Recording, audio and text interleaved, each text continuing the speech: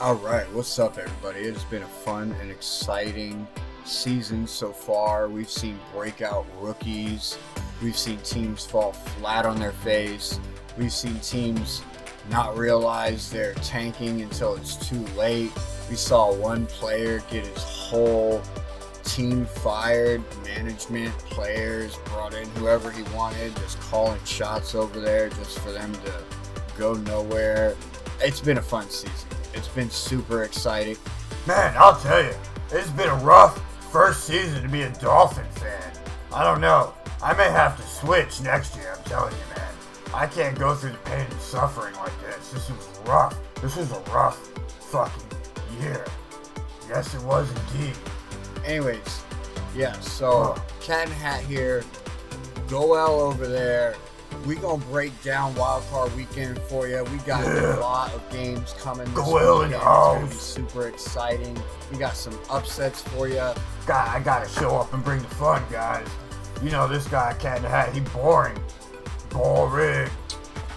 Can you just be serious for once, Goel? I mean, we have some great games to talk about. Just for once, just let's be serious. Let's talk about some football. Can we do that? Yes, there is some great football this weekend. We can definitely get to that. But first, we must address how boring you are. Anybody else thinks Cat in the Hat is boring? Let me get a like and a thumbs up in the comments. I know you guys think this guy's boring too. He won't admit it, but that's why he invites me everywhere. Because Goel's the life of the party. Now, let's break it down and get into some football. The first game of Wildcard weekend is going to be the Chargers visiting the Texans. And believe it or not, Texans here are the underdogs in their own house. Can you believe it? Chargers favored by 3 points right now going into this one. Oh, it's going to be a fun one. Go ahead and break it down. Yeah. All right, thanks for that intro, Goel. Yes, we got some great football. We about to break it all down for you. We got the LA Chargers visiting the Houston Texans, and the LA Chargers are coming into this game as the favorites, and rightfully so. They've come off a 3-game win streak. Coming into the playoffs, they've won the last 3 games. They've averaged more than 34 points per game in those 3 games, so their offense is clicking. Jim Harbaugh has definitely come into this organization and turned it around, made it look good. Might be reviving Justin Herbert. Let's see if they can win this first playoff game. It's not going to be an easy one, but shouldn't be too bad.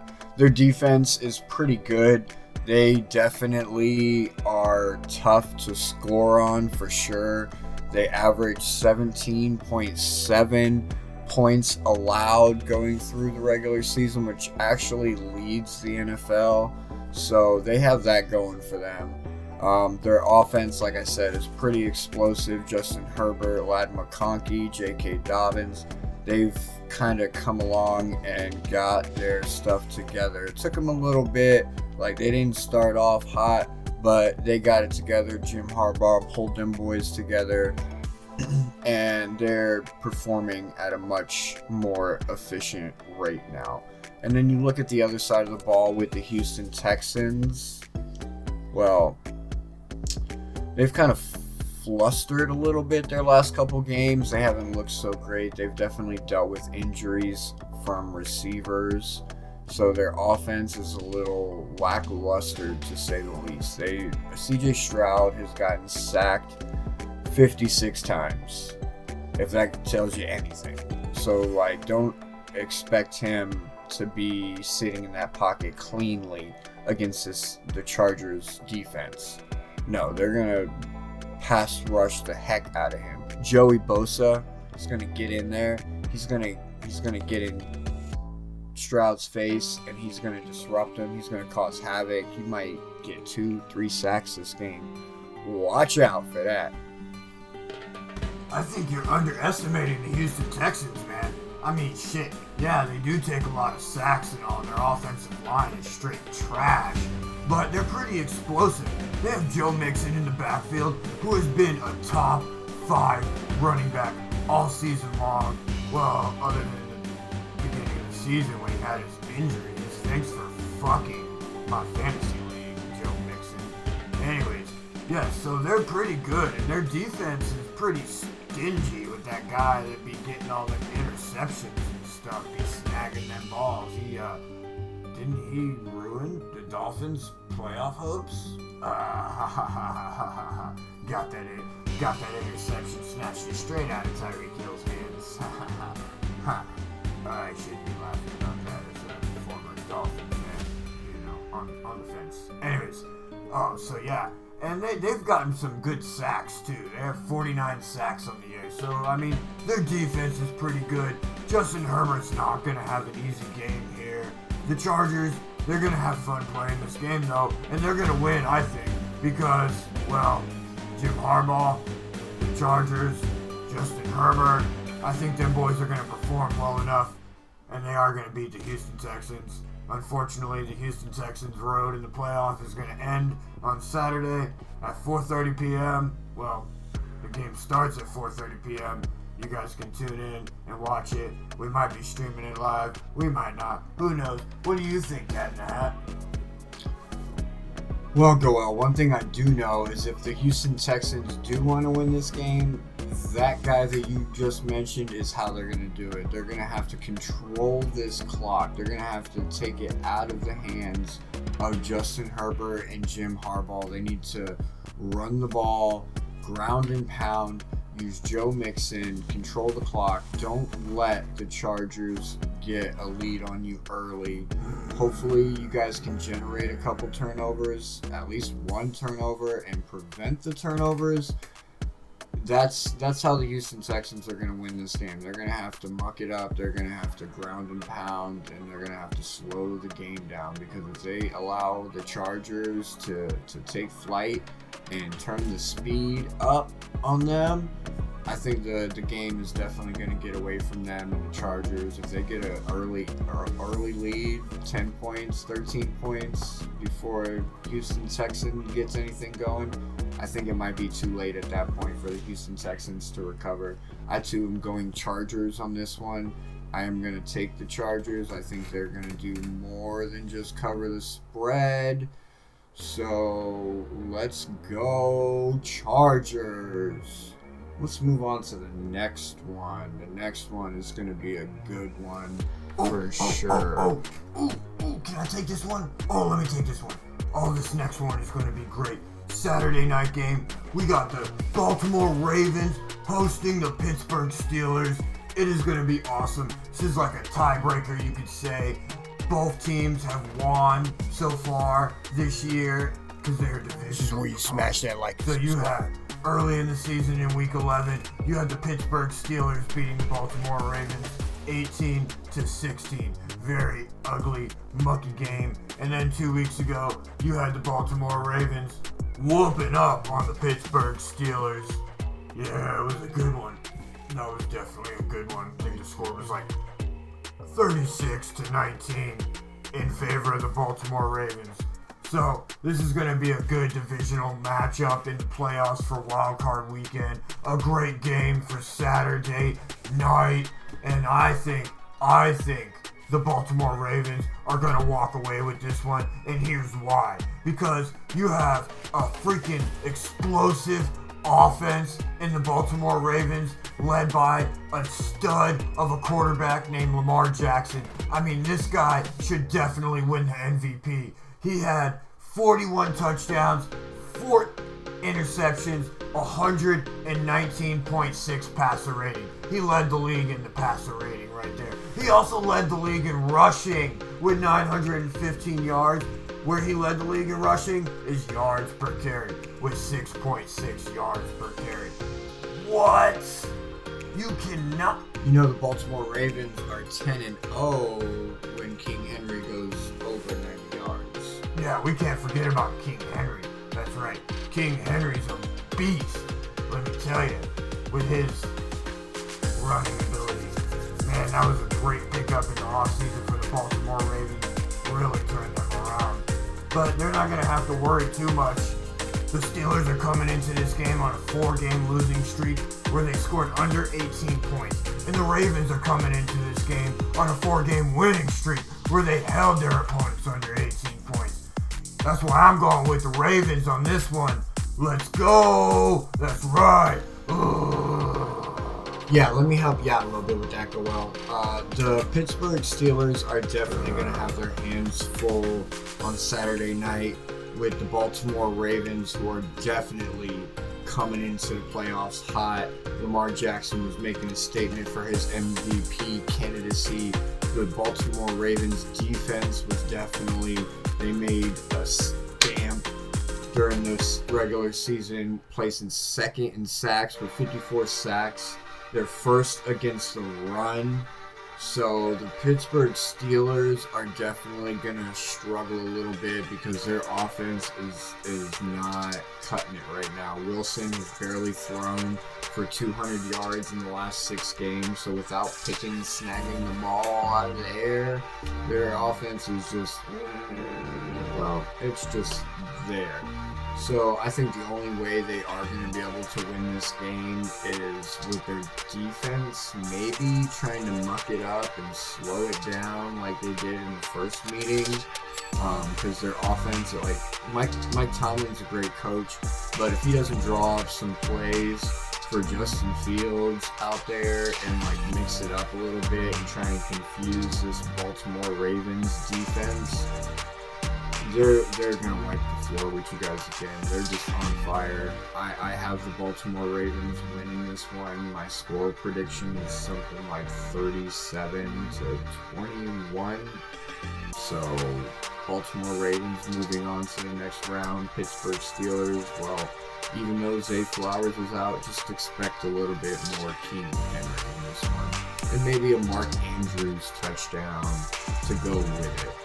So, Pittsburgh Steelers, you had a good run, but maybe next year, because this year, you're done. All right, now we move on to the next one. This is our first Sunday game, the 1 o'clock game, and this is our upset. Remember, I told you we're going to have some upsets. This is our upset. I think the Broncos are going to win this one, and the reason they're going to win this one is because their defense. Their defense is hard hitting. They handle business out there. Yeah, don't get me wrong. The Buffalo Bills have definitely had an explosive offense this year, scoring 24-plus points in 10 games, which is not easy. No, it's not. But the Broncos defense is a top 5 scoring defense. They've only allowed 18.3 points per game, which is ranked 3rd in the NFL. They have 63 sacks, which is ranked 1st in the NFL. Their blitz percentage is... What? You're effing crazy, man. I cannot believe you actually think the Broncos are going to beat the only team in NFL history to score 30 touchdowns, not only through the air, but on the ground as well. I can't believe it. And Josh Allen had a lot to do with that, with his 12 touchdowns on the ground, accounting for more than 75% of the team's touchdowns. He's definitely cleaned up his game. I know a lot of the Josh Allen people, haters out there, are like, oh, Josh Allen is interception prone. He likes to turn the ball over. Well, guess what? He's cleaned all that up. He's only threw 6 interceptions this year with 28 touchdowns to go with that. He's had a passer rating of 101.4 on 219 yards per game. So, he's definitely cleaned it up. Their defense, is okay. I mean, it's not great. They are top 5 in turnovers, but they are a little soft in the back end, so I can see your argument where like the Denver offense might be able to make something happen with Bo Nix. You know, they have scored 24 plus points in 7 games, so they haven't been doing too bad themselves on offense. Bo Nix is looking like a really good rookie of the year. I think they might look good next year, but this year, Buffalo is definitely going to take it. They've only allowed 14 sacks.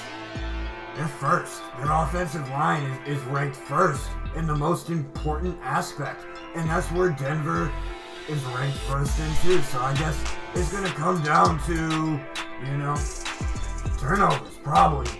That's what I believe. And I think the Buffalo Bills are going to win this one. I can't believe this guy over here is actually thinking that the Broncos are going to upset the Buffalo Bills at home. The Buffalo Bills are 8-0 at home this year. Go up. Come on now. Hear me out. Please, explain more. Hear me out. Just hear me out. Explain more. Alright, look. I don't think so. Since Sean Payton took over let's hear him out, I guess. It's definitely let's hear him out, I guess. Definitely hit a bump in the road last year with the whole Russell Wilson thing. But Sean Payton went out and picked his own quarterback, and he got this guy by the name Bo Nix, who has... It took him a couple games to get it figured out, but he definitely got it figured out. He ended up ending the season with 29 touchdowns. I think Sean Payton is the X factor in this game, and that's why I think this is going to be an upset. Because Sean Payton, he just uses all of the pieces that he has available to win games, and he's going to turn Bo Nix into his next Drew Brees. Plus, what's a football weekend without an upset, right? I mean, we gotta have an upset somewhere, and this one's my upset. I think the Denver Broncos continue their walk through the playoffs and move on to next weekend. So he's taking the Broncos. I'm going with the Bills on this one. I got the brain. We're gonna move on to the next game. This next game is gonna be a good one. We opened the season with this game, and Philadelphia won. They won 34-29. They looked really good. They came out as Saquon Barkley had his debut in a Philadelphia Eagles jersey. It looked really spectacular, and the Eagles won that one. And now we're going to start this one, Wildcard weekend, for the NFC games, and neither quarterback is really 100%. Jordan Love, he got injured. He's kind of dealing with some injuries with his wrist and whatnot. And Jalen Hurts is coming off of a concussion. So, what do you say? I mean, I don't know. But it should still be good. Both quarterbacks, questionable, but not questionable. They're going to play because it's playoff football, and that's what you do when you're a football player. But don't be surprised if one of them doesn't finish the game. Green Bay also has Christian Watson out. They lost him last week to an injury. Not so great. He's going to be out for the rest of the season if they move on after this weekend. Philadelphia Eagles, they got to rest some key players last week in their game, so they're going to be coming in somewhat refreshed and ready to go. So don't be surprised if the Philadelphia Eagles defense dominates the Green Bay offense. Because the Green Bay offense is okay. I mean, they're good. They're explosive. They like to spread the ball around between all of their receivers and whatnot. They have had 25 plus points in 6 games this year. So it's not too bad, but most of their game really revolves around Josh Jacobs with his 1,300 plus yards on the ground and 5 touchdowns. So it's going to be interesting to see how the Philadelphia defense, who's ranked 5th against running backs, deals with that with 4.1 yards per carry allowed. So I don't know. I mean, I personally think the Philadelphia Eagles are going to take this one. And I don't have too much arguments for the Green Bay side. Maybe you can help me out with that, Cat. I'm just lost for words. Fly, Eagles fly on this one. Yeah, I gotta agree with you there, Goel. And I'm gonna piggyback off you a little bit. Their defense has held 8 of their last 9 opponents under 21 points. They're ranked 2nd this year in points per game with 17.8. They are arguably the number 1 defense in the league right now. And they have an offense that is just extraordinary. I mean, Saquon Barkley, since the addition of Saquon Barkley, their offense has just exploded. I mean, A.J. Brown and Devontae Smith if they weren't bad enough, having the two of them together, I mean, hell, they accounted for 15 touchdowns and over 1,500 yards between the two of them. But add Saquon Barkley into the mix, who eclipsed 2,000 yards rushing this year, ranked #1 running back. Yeah, good job, Saquon Barkley. With 5.8 yards per carry and 13 touchdowns, this offense is definitely going to be a lot to handle for the Green Bay defense, who is pretty good, but like they sit around the middle of the pack. So I'm not going to go too much into Green Bay right now. Like I'm going with the Eagles too. Fly Eagles fly. Let's go. Sorry, Pack's not going this time. They're Pack go home. That's what we're doing with that one. Fly Eagles fly. And then the next one on the docket, the next game on the docket is going to be in Florida. It's going to be in Tampa Bay, with the Tampa Bay Buccaneers hosting the Washington Commanders. Now this game is definitely hard to call, hard to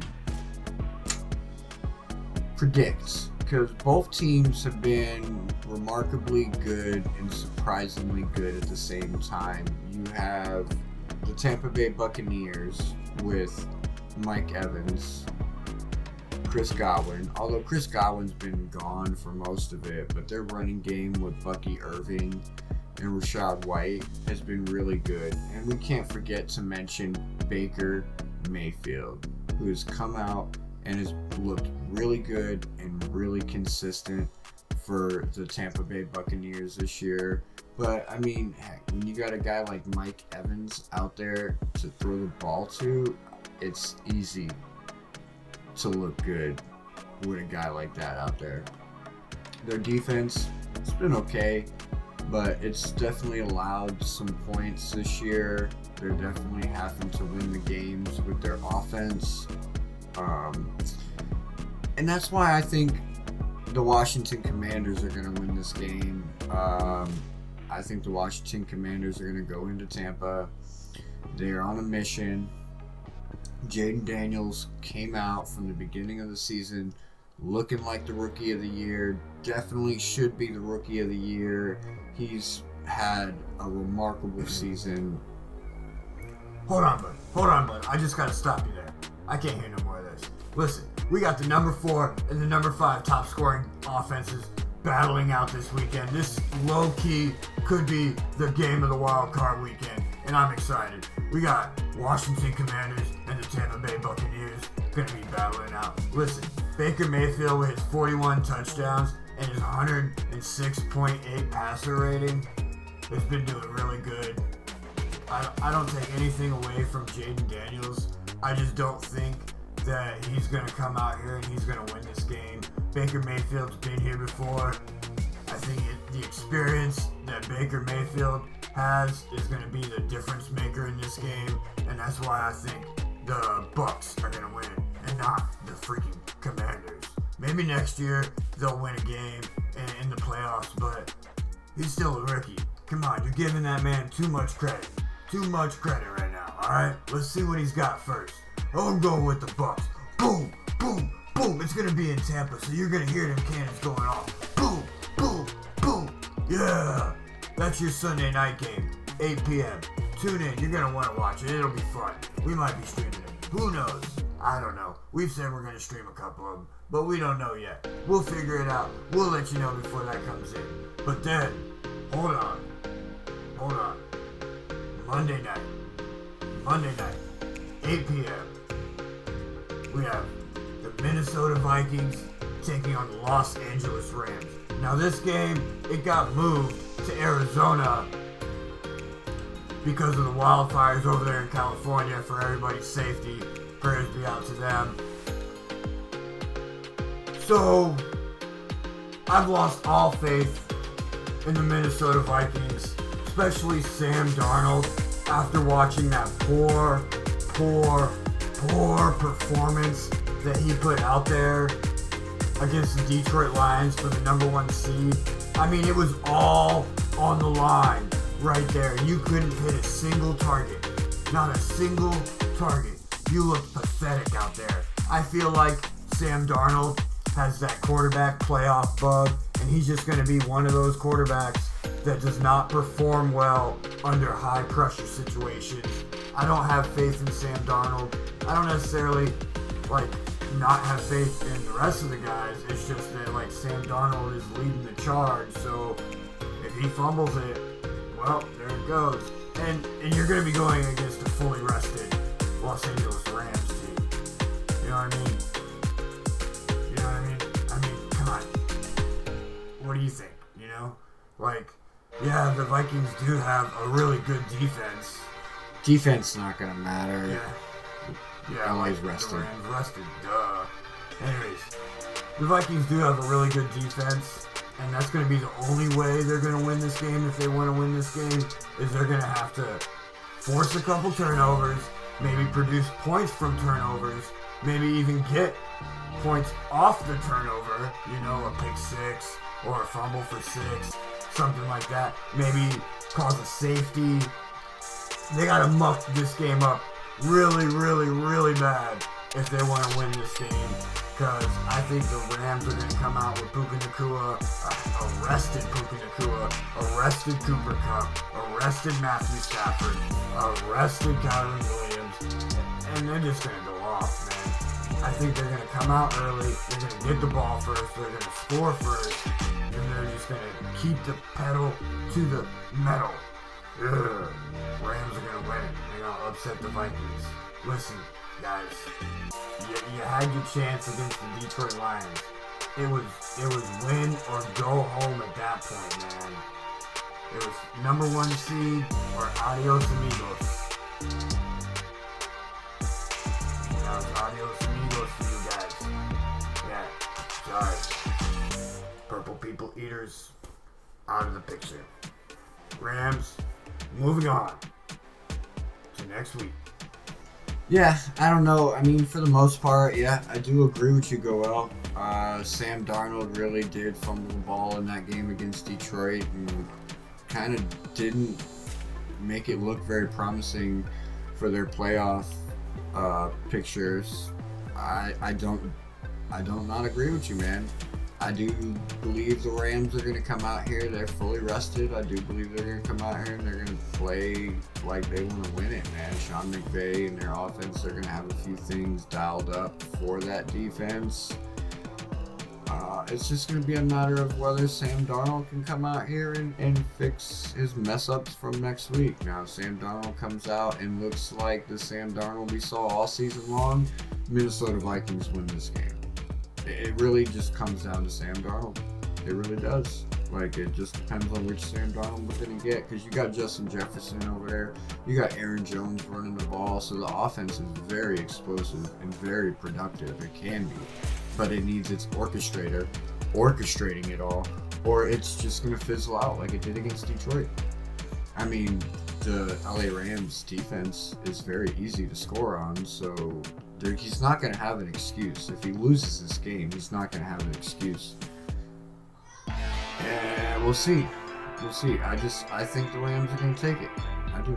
I'm with you on this one, Goel. I think the Rams win. I think the Purple People Eaters go home and the Rams move on, because their offense is pretty explosive, and I think they can outscore. And if they come out and they score first, they're probably going to score last as well. And that was your NFL Wildcard Weekend predictions. Me and Goel, we broke it all down for you. We had fun doing it. I mean, he's an idiot and an imbecile. Probably say the same thing about me, but anyways, whatever. We had fun. Hope you guys had fun. Thanks for sticking around. Don't forget, hit that like and subscribe. It helps us out. It doesn't cost you a thing but a couple clicks. Yeah, peace out, everybody. Wildcard Weekend. Let's effing go. Goel, Cat and Hat, AFC EASTIE Boys in the house. Don't forget, Smash that like and subscribe.